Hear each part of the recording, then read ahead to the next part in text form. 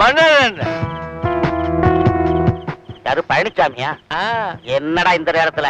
ரொம்ப நாளா நீ ரிக்கா டான்ஸ் பாக்கணும்னு ஆசைப்பட்ட இல்ல? ரிக்கா டான்ஸா? ஆமா, அதுக்கு இன்னைக்கு ஒரு அருமையான சந்தர்ப்பம் வந்திருக்கு. வரியா? கொஞ்சம் இரு, என் மழை கிட்ட சொல்லிட்டு வந்துடுறேன். போ, சீக்கிரம் சொல்லிட்டு வா. சாந்தி, அம்மாடி, சாந்தி. என்னப்பா? ஒண்ணு இல்லம்மா, என் சிநேகிதனுக்கு திடீர்னு வாந்தி பேதியா இருக்கு. அவனை கூட்டிட்டு ஆஸ்பத்திரி வரைக்கும் போயிட்டு வந்துடுறேன். நீ வீட்டுல ஜாக்கிரதையா இருமா. சரிப்பா. கதவை தாள் போட்டுக்கிட்டு பத்திரமா இருமா. சரிப்பா.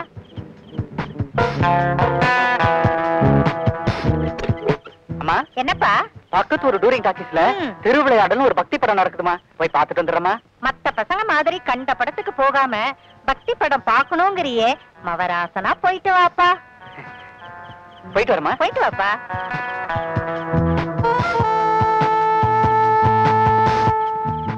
தங்கச்சி, தங்கச்சி. என்னண்ணா? மழை வர மாதிரி இருக்குமா? நான் வயலுக்கு முன்ஜாக்கிரதையா போய் மழைய மாத்தி கட்டிட்டு வந்துடுறேன். பத்திரமா இரு. சரிண்ணா.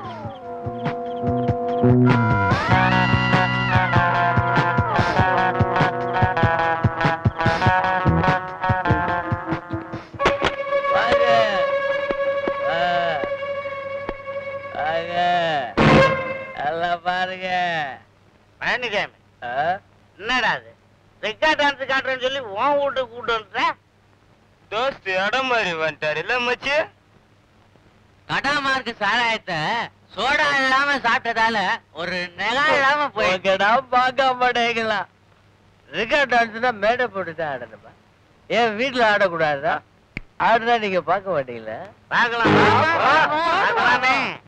ஆமா பழனிசாமி, பழனிசாமி, அந்த ஆடுறத ஆடுறதுக்கு எந்த வீட்டுல யாரு இருக்கா? ஏதோ இருக்காரு என் தர்ம பாட்டினி, இவன் ஆட போறா. என்னடி என்ன அலற? இவங்கதான் தோஸ். ஆமா, வீடு தேடி வர்ற விருந்தாளிகளுக்கு வாய்க்கு ருசியா சமைச்சு விருந்து வைக்கிறதுக்கு பதிலா கண்ணுக்கு விருந்து தர சொல்ற தப்பா? மன்னர் என்ன மசம் மசம் நிக்காம உட்காருங்க. ஆட்டம் ஆரம்பிக்க போது எனக்கு குடி வெறியில என்ன பேசுறோம் என்ன செய்யறோம் தெரியாம நடந்துக்கிறீங்களே. நான் உங்க மனைவி, என்ன இவங்க முன்னாடி ஆட சொல்றீங்களே. ஆடுனா என்னடி தப்பு? பத்தினி கிழக்கணும் தெரியுமா உனக்கு? புருஷன் பாட சொன்னா பாடணும், ஆட சொன்னா ஆடணும். அவதாண்டி தமிழ்நாட்டின் தலை சிறந்த பத்தினி. என்ன மன்னர்னு அர்த்த ராத்திரியில யார் யாரையோ கூட்டிட்டு வந்து என்ன அவமானப்படுத்த நினைக்கிறீங்களே, இது அடுக்குமா?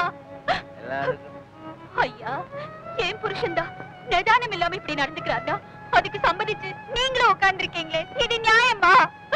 அடுத்தவ பொண்டாட்டிய தாயா தங்கையா மகளா பாவிக்கிறது தான் தர்மம்னு புரியாம என்ன ஆட விட்டு அதை பார்த்து ரசிக்கணும்னு நினைக்கிறீங்களே, இது முறையா? தயவு செஞ்சு எழுந்து வெளியில போங்க.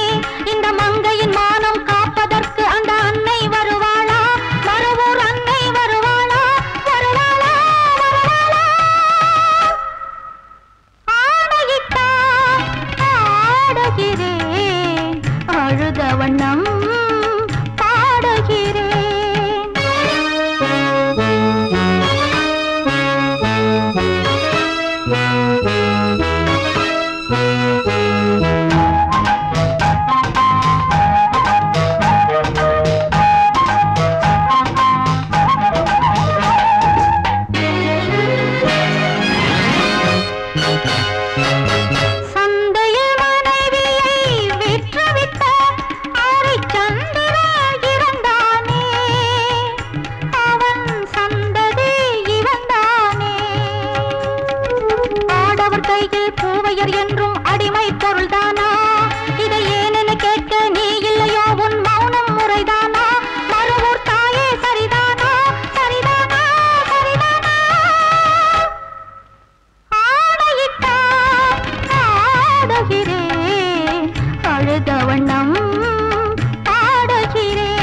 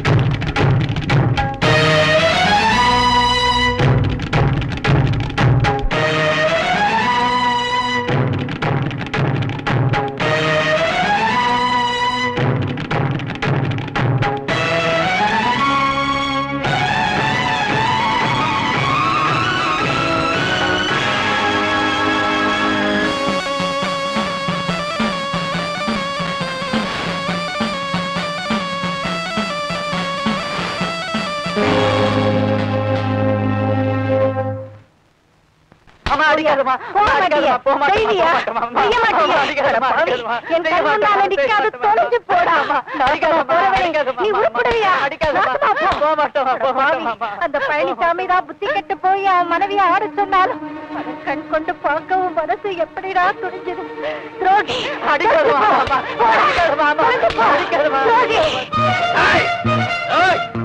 என் தங்கச்சி ஊர்க்கார பயிர்களுக்கு முன்னால மானபங்கப்படுத்துற ஒண்ணு நெஞ்ச பொழந்து கொடல உரி விடுவேன்.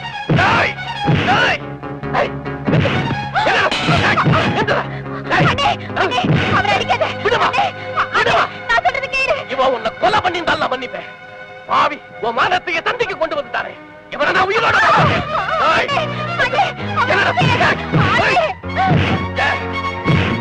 புலி தோண்டி புலத்தாதான் மனசாரோ.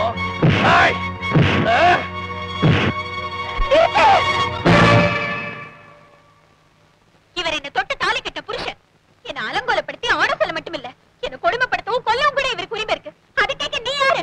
எங்க குடும்ப விவகாரத்துல தலையிட நீ யாரு? கற்பகம், இனி அவர் மேல உன் விரல் பட்டா கூட உன் மரியாதை கிட்டு போயிடும். போ வெளியே.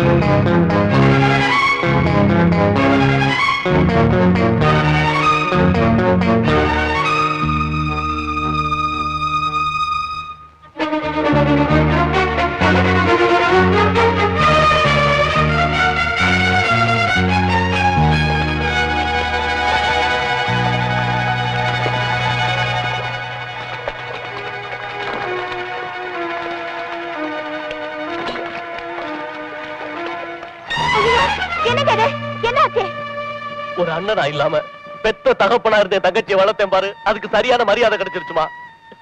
என்ன பார்த்து இந்த அண்ணனை பார்த்து போடா வெளியேன்னு சொல்லிட்டான். சொல்லலாமாமா? இது பாருங்க, இந்த மாதிரி நேரத்துல வார்த்தைக்கு வார்த்தை அர்த்தம் பாக்குறத விட காரண காரியங்களை சிந்திச்சு பாக்கணுங்க. காரணமா? உயிரே போனாலும் உடம்புறதவனை பார்த்து அப்படி சொல்லலாமா? நான் சொல்றது கொஞ்சம் கேளுங்க. எனக்கு நம்ம ஆன இல்லையா, ரோஷன் இல்லையா? இனிமே அவன் என் தங்கச்சி இல்ல. இன்னையோட நான் அவளை தலைமுடிக்கிட்டேன். இது பாருங்க, என்னதான் கிணத்துல இருக்கிற தண்ணியை அள்ளி அள்ளி தலையில கொட்டிக்கிட்டாலும் மனசுல இருக்கிற பாசத்தை அழிக்க முடியுமா? இப்படி ஈரத்தோட நிக்க கூடாது. வாங்க. நீ மனுஷனாயா? கமிஷனுக்காக ஆசைப்பட்டு நல்லா இருந்த பழனிசாமியை கெடுத்து அவனை குடிகாரன் ஆக்கி செய்யக்கூடாத பாவத்தெல்லாம் செய்ய வச்சு இப்படி பண்ணிட்டியே, நீ உருப்படுவ? மகாபாரதத்துல சகுனி, ராமாயணத்துல கூனி, பழனிசாமி வாழ்க்கை இந்த கைலாசம்னு எல்லாரும் என்ன தப்பா நினைச்சுக்கிட்டு இருக்கீங்க. ஆனா நடந்தது என்ன தெரியுமா? மாரிமுத்துக்கிட்ட இருந்து காயத்ரியை பிரிக்கணும். அதுக்கு மறைமுகமா கற்பகத்தை கொடுமைப்படுத்தணும். இது ராஜதுரையோட திட்டம். ஏய், பணக்காரனையும் அரசியல்வாதியும் பகைச்சுக்கிறவன் முட்டாள். நான் புத்திசாலி. பக்குவமா அவங்க திட்டத்துக்கு ஒத்துழைச்சேன். ரொக்கமா செல்றையே தேத்திக்கிட்டேன். That's all. இத்தனைக்கு காரணம் எங்க அண்ணன் தானா? இத வளர விட்டா கற்பகத்தோட வாழ்க்கை மட்டும் இல்ல, என் கணவரோட சந்தோஷமும் அழி. நிச்சயமா அடுத்தவங்களோட அழிவுக்கு நான் காரணமா இருக்க மாட்டேன். மேல்மருவத்தூரிலே அம்மா எங்கேயும் ஓம் சக்தி நாதமே. ஓம் சக்தி, ஓம் சக்தி, ஓம் சக்தி. சுயம்பு அருள்மிகு மேல்மருவத்தூர் ஆதிபராசக்தி அருளாலும் சித்தர்பீட நாயகர் அருள் திரு பங்கார அடிகளார் ஆசியாலும் வருகிற மே மாதம் 10, 11 ஆகிய தேதிகளில் சென்னை கடற்கரையில் உலக சமாதானம் வேண்டி புனித வேள்வியும் ஆன்மீக ஊர்வலமும் நடக்க இருக்கிறது. அன்பர்கள் அனைவரும் கலந்து கொண்டு அன்னையின் அருள் பெற அன்புடன் அழைக்கிறோம். ஓம் பங்காரு அடிகளாரின் வாக்கிலே அம்மா பொன்னா.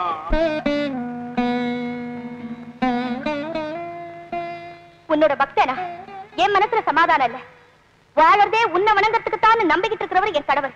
அவரோட மனசுலயே சமாதானம் இல்ல. இதை தீர்த்து வைக்க முடியாத நீ என்னமோ பெருசா உலக சமாதானத்துக்காக வேள்வி நடத்த போறியாமே. உன்னுடைய அருள்வாக்க பரிபூரணமா நம்பித்தா எங்க அண்ணனையும் பகைச்சுக்கிட்டு நான் கல்யாணம் பண்ணிக்கிட்டேன். ஆனா அதுக்கு எனக்கு கிடைச்ச பலன் அப்பாவியான கற்பகம் அணு அணுவா சித்திரவதை அனுபவிச்சுக்கிட்டு இருக்கா. அதை என்னால எப்படி அனுமதிக்க முடியும்? கற்பகம் சந்தோஷமா இருக்கணும். அதனால நான் என் புருஷனை விட்டு பிரிஞ்சு போறதா முடிவு பண்ணிட்டேன். நீ நம்புறவங்களை காப்பாத்துறவங்கிறது உண்மையான நடக்க போற உலக சமாதான வேள்வி முடியறதுக்குள்ள என் குடும்பத்துக்குள்ள சமாதானத்தை உருவாக்கி பிரச்சனைக்கு காரணமா இருக்கிற எங்க அண்ணனை திருத்தி அவர் மூலமாவே என்னை என் கணவரோட சேர்த்து வாழ வைக்கணும். அப்பத்தான் உன்னுடைய உலக சமாதான வேள்விக்கு ஒரு அர்த்தம் இருக்கும். ஒருவேளை இந்த நல்ல காரியத்தை நீ செய்ய தவறிட்டா மேல்மருவத்தூர் பக்தர்களுக்கு என்னுடைய மரணம் ஒரு பாடமா இருக்கும்.